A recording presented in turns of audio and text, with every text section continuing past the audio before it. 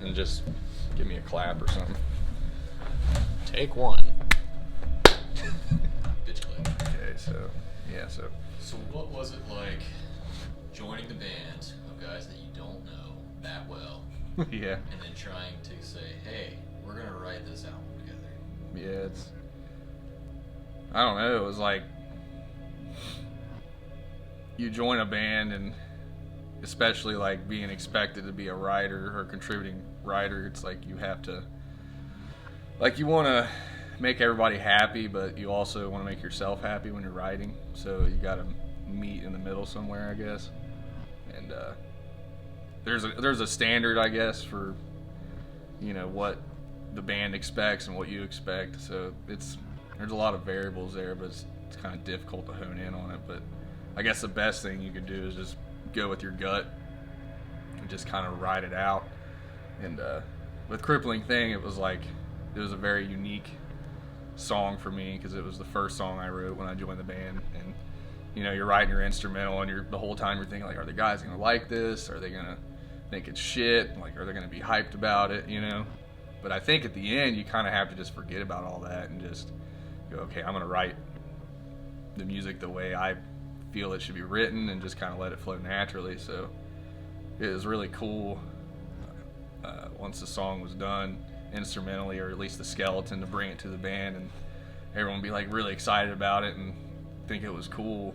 And even then, as it formed after vocals and everything else were written and the demo was more like, I guess, completed, and then us deciding to make it the first single for the album, it was pretty exciting for me. So I think it's just a special song for me. It's a very near and dear song for me on this album, so I'm excited about it. Second question. Part 2. What was the inspiration for the breakdown riff, the ESPN riff? Oh man, I don't know. I think it was an accident. It was one of those things. I think I had a thought in my brain, and I was trying to get it out, and it just kind of happened. It wasn't like an on purpose or premeditated idea, but I think that part it stuck out to me of like, let's keep it really simple, but make it something that's people are gonna feel it when they hear it. So that's kind of what made that happen. But when you wrote it, did you feel that was going to be as iconic as it is now in the song? Did it feel like it, or was it just kind of hey, I like the sound of that? I don't know. Yeah, I guess I did. Like after hearing it within the whole song, it definitely felt like it was going to be something special that stuck out, like of this thing.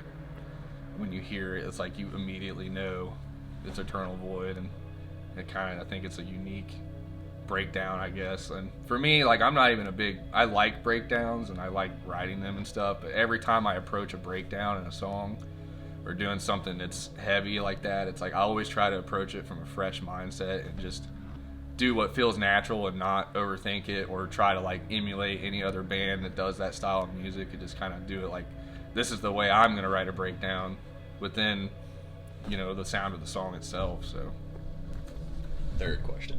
okay. The ambient section, obviously very Deftones driven. Yeah. And I know that originally we were talking about putting a legit lead there. Yeah. What was the thought process behind that? Because I know that part of the song is very important to you. Yeah, I don't know, that was I just feel like my favorite things in songs, especially heavy music, is like having a dynamic and like having a section of a song that kind of leaves the whole idea and goes somewhere else for a little bit and just changes the feel a little bit. And I think that's like, it just sticks out to me and it resonates with me. So like a lot of the music that I listen to, like some of those parts are my favorite parts of those songs. So I just felt like it was a natural thing for me to write a section like that. But yeah, it's definitely probably my favorite part of the song, because I feel like, you know, just having something like that, it makes it stand out a little bit, it makes it unique to its own. So I'm glad that it ended up making the cut, and that we ended up leaving it in the song and the way it was arranged. I think it really worked out well. Fourth question, just because it popped in my mind. Didn't you come up with the song title? Yeah, I did. Yeah. Talk about that. Why Crippling Thing? So I think Logan had already had all the lyrics written for Crippling Thing, and we didn't have a title for it yet. We probably had some kind of working title, like most bands do. It's Waylon 6. Yeah.